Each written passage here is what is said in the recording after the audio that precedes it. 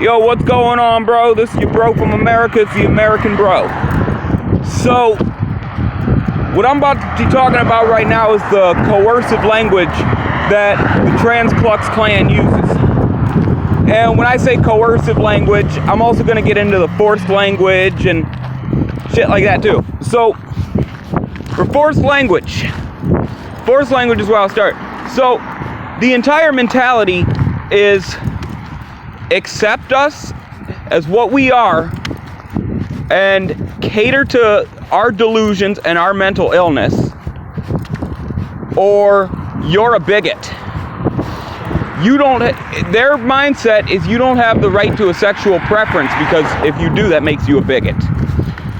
So it's forced speech, it's forced sexuality, and they try to force people to do what they want them to do. Now, bro, let's get to the coercive speech. And this is the one I really have the problem with. So, they use a lot of coercive speech that's used by abusers. And one of the main ones is suicide. So, they say that misgendering trans people causes them legitimate harm and increases the amount of suicides. And okay, bro, check it. I'm gonna say it straight out, bro. Suicide is not caused by no misgendering, okay? If a person being misgendered causes them to commit suicide, then unfortunately, there are more significant issues at play here than just gender identity. And this person needs to get psychological help. And they might even need psychiatric help as well. Okay, so that's a crock of shit. Because I say it's because it's a form of bullying and, okay, look, I'm black in America. I've grown up being bullied my whole life.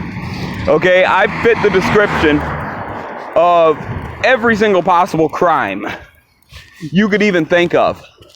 Even though I've never committed that crime, I'm believed to fit the description of that incident, because that's what police use as an excuse to stop you without proper reason. Is they'll say you fit the description. That's nothing new. They've been doing it here for decades now.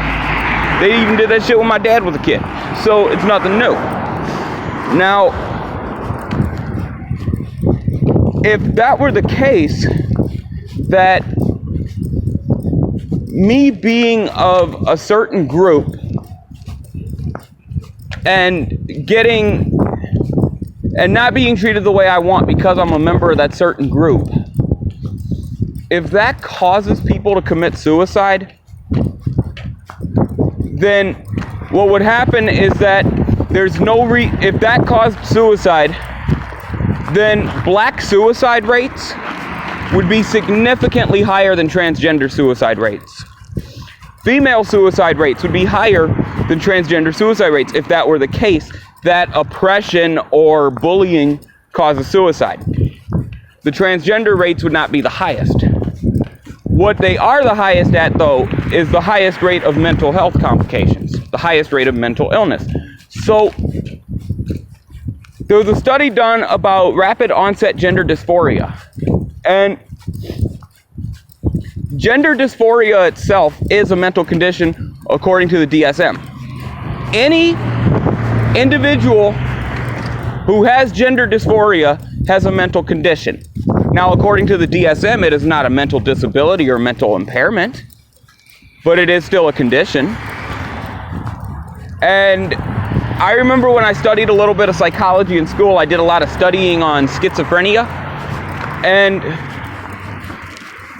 gender dysphoria was a symptom of schizophrenia many, many years ago, before basically their compelled and forced speech even got our medical industry to not call it what it is. And to be honest with you, and I'm just going to touch on this real quick and then go. I don't agree with the transitioning or medicalizing of children that they're doing, and this is the result of allowing their coercive speech and catering to this coercive speech. Is you now have parents that their child isn't even 3 years old yet, and it's a boy and they're calling it a girl. And they're sterilizing this child with hormones, and they're mutilating this child. They're mutilating his genitals. And look, bro, that ain't right, bro. That's a kid, man. That's a kid, bro. Come on now. The kid's not even old enough to choose. But if you say anything about how it's wrong and how the kid should be allowed to choose, or if you mention the fact that here in the United States, I have to be 18 to legally buy a pack of cigarettes. I have to be 18 to legally buy a pack of cigarettes, and they don't even sell menthol cigarettes in the stores over here unless it's a tobacco store where I'm at, because they're trying to prevent it from being marketed to kids. So, at 18, I'm 30. I'm 30. Okay, and when I was 8, I had to wait till I was 18 to buy a pack of cigarettes. These kids aren't even old enough to know what a boy or a girl is. How are they supposed to know the difference? And that's all I got, bro. So, peace out, everybody. The American Bro is signing off. You don't have to be a male, and you don't have to be a female to be a part of the Bro-United States. Peace, bro.